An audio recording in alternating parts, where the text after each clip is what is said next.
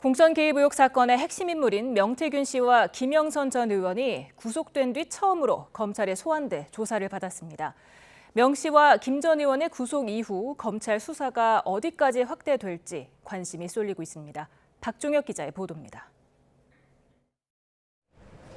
법원의 구속영장 발부로 창원교도소 구치소에 수감된 명태균 씨와 김영선 전 의원.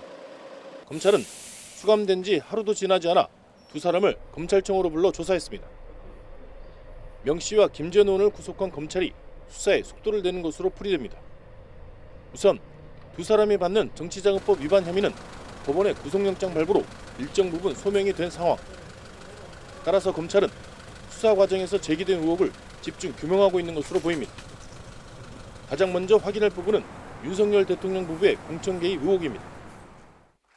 지난 2022년 창원 의창구 국회의원 보궐선거에서 김 전 의원이 경선 없이 공천을 받는데 개입했냐는 겁니다.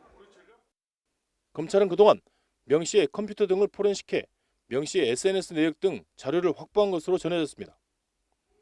이를 토대로 대통령 부부가 실제로 김 전 의원의 공천을 받는 데 개입했는지 또 개입했다면 결정적이었는지 여부를 확인하고 있습니다. 따라서 지난 보궐선거 때 당대표였던 이준석 의원과 공천관리위원장이었던 윤상현 의원 등에 대한 조사가 불가피한 상황입니다.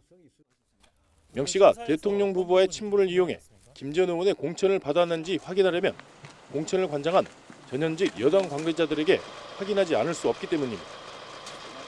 검찰은 명 씨와 김 전 의원에 대한 보강 조사를 마친 뒤 이에 대한 조사 여부를 결정할 것으로 보입니다. 여기에 명 씨가 김건희 여사에게 두 차례에 걸쳐 받았다는 돈의 액수와 성격에 대해서도 수사를 이어갈 것으로 보입니다.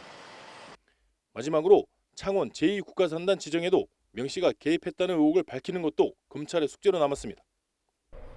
명 씨와 김 전 의원에 대한 구속기간은 최장 20일입니다.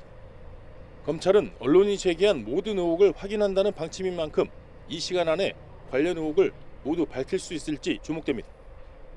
YTN 박종혁입니다.